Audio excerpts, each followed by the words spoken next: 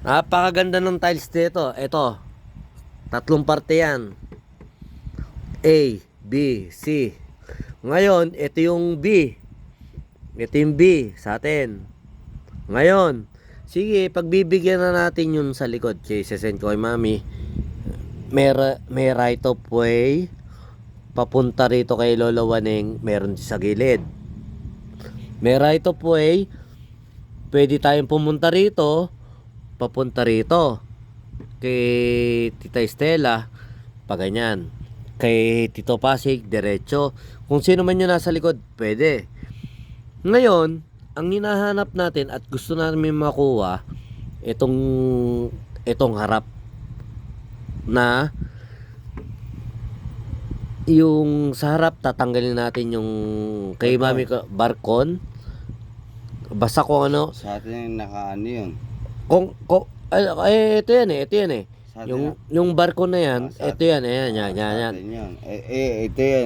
Ito yan.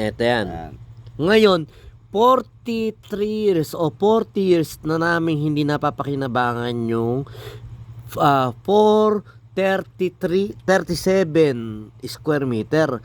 Ang pinakikinabangan lang namin, 43 square meter, ito lang yon. Ngayon, sa tagal na nun, baka naman pwede namin pakinabangan yung lahat ng binili ng lolo namin. 47. Pero napakaganda talagang explanation nito ha. Kung ito babasihan natin tiles nito, napakabobo nang hindi makakaintindi. Meron tayong daan dito, meron kayong daan dito, lumabas kayo rito. Meron kayong daan dito, bibigyan namin kayo ng daan dito. May daan na kayo rito. May daan dito yung sa kay Tito Pasig, pwedeng diretso. Pero itong diretso na ito, kukuhanin namin yan. Kasi, sa tatang namin yan.